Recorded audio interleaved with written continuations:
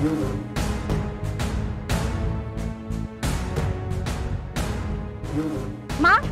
টাকা দে আমাকে। টাকা নাই মানে? আমি এখন ফ্রেন্ডের সাথে পার্টিতে যাবো, আমি খালি হাতে যাবো? আমার একটা প্রেস্টিজ আছে না?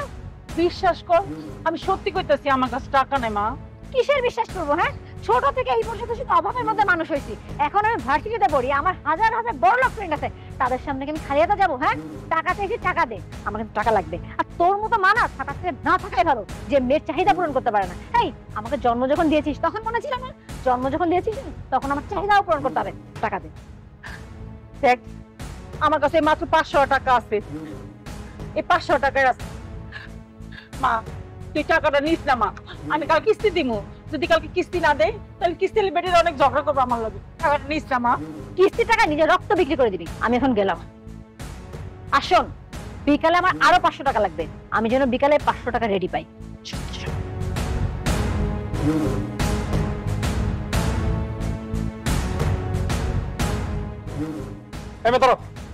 তুমি ওই মহিলার টাকা চিন্তাই করলে কেন? আমি ওই মহিলাটাকে চিন্তা করতে যাবো কেন?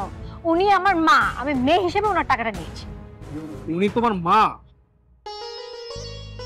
ঠিক আছে, মা হিসাবে ঠিক আছে, মেয়ে হিসাবে তুমি ওনার টাকা নিতেই পারো, কিন্তু এভাবে না। টাকা নেয়ার আর চাওয়ার একটা উপায় আছে, ঠিক আছে? হ্যাঁ লিসেন, আপনি কি আমাকে জ্ঞান দিচ্ছেন? হ্যাঁ, আমি কোনো জ্ঞানটা নেওয়ার মধ্যে নেই, বুঝতে পারছেন? আমি তোমাকে জ্ঞান দিচ্ছি না, আমি তোমাকে বাস্তবতা শেখাচ্ছি।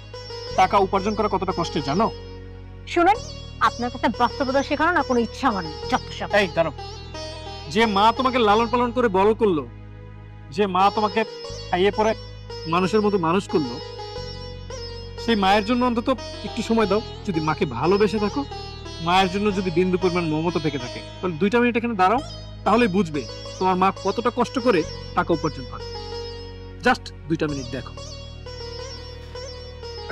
কালে করে যাও। হয়ে গেছে স্যার, ওইটা দেন।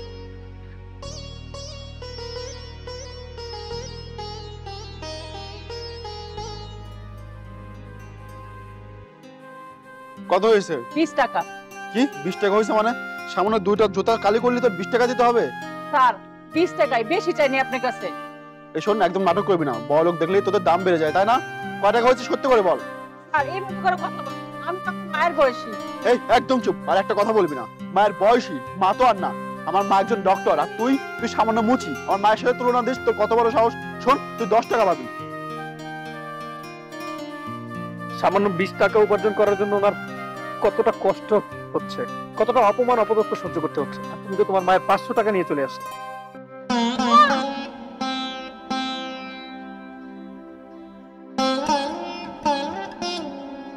মা, ওই লোকটা তোমার সাথে এমন ব্যবহার করলো সামান্য 10 টাকার জন্য? মা, তুমি না আগে বুঝি নাই টাকা ইনকাম করতে কত কষ্ট। তুমি আমার কত কষ্ট করে মানুষ করছো, আপনার বুঝতে দাওনি। আর সেই আমি কিনা টাকার জন্য কারণে অকারণে সবসময় তোমার ছোট করছি, তোমার তুচ্ছ করছি, তোমার সাথে খারাপ ব্যবহার করছি।